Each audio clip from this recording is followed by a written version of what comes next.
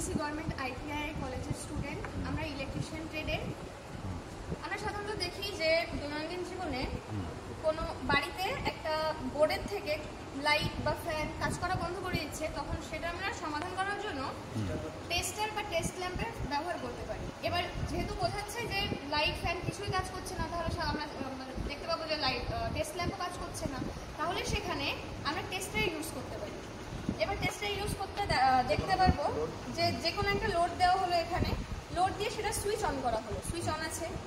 এবার টেস্টার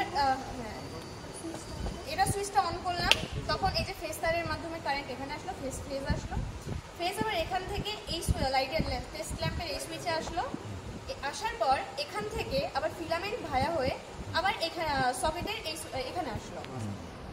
এবার এখানে আমরা যেই টেস্টার ঠেকাবো তখন দেখা যাবে ফেজ জ্বলাচ্ছে, তারপর এখানেও আমরা লাইট জ্বলছে দেখতে পাচ্ছি। এবার এখানে এর থেকে আমরা বুঝতে পারলাম যে এখানে এই নিউট্রালটা ব্রেক হয়ে গিয়েছে বা নষ্ট হয়ে গিয়েছে। এবার আমরা এটাকে আবার এখানে আবার এটা করব, লাইটটা জ্বলছে। লাইটটা জ্বলার পর এবার যে এখানে টেস্টার দেব, তখন সেখানে জ্বলছে না, এখানে জ্বলছে, এখানে জ্বলবে না। তাহলে এটা যদি ব্রেক থাকে তাহলে এর থেকে আমরা এই সিদ্ধান্তে আসলাম যে কোনো সকেটে যদি ফেজ আর নিউট্রাল দুটোতেই কারেন্ট শো করে, তাহলে আমরা বুঝবো যে নিউট্রালটা ব্রেক হয়ে গিয়েছে, এবং এটা পরে আবার ঠিক করে দিলে এটা আবার সমস্যাটা সমাধান হয়ে যায়।